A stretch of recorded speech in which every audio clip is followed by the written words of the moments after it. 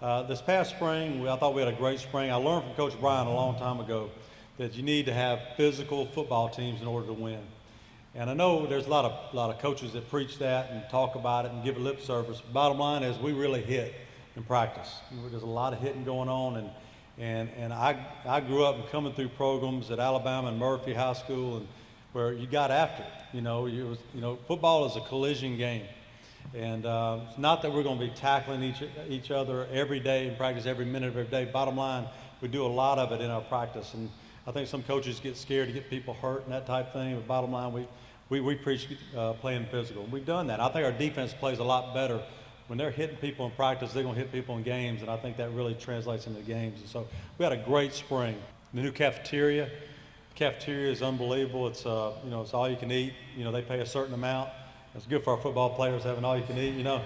And they go in there and it's just like you'd see in the middle of a mall somewhere, some nice marble countertops, and it's unbelievable. These kids are spoiled to death. I wish they had to endure what I had to endure, my little dorm room at Alabama, and all those things, and people slapping mashed potatoes on my plate, and they've got all this sushi and stir fry and all that, so it's really good. Really, I think every game now a team can beat us. It's just like I asked the players, we're in a meeting, I said, everybody's talking about NC State, and I'm thinking, is that our whole season? Is NC State game our whole season? So I talked to them, I said, look, so do you think we can beat NC State?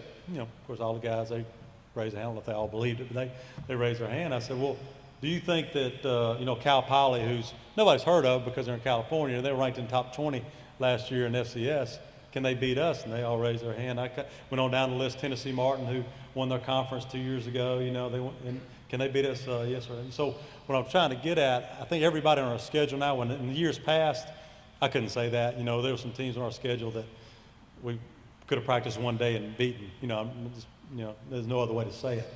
But now we got teams that can beat us, and so every game in our schedule is going to matter now, and so I think that's the difference, and that's what our kids are looking forward to. It was kind of hard.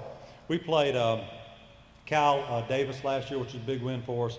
We beat Georgia State with Bill Curry and them, and played Lamar, who's a traditionally great 1AA program, just started a program back.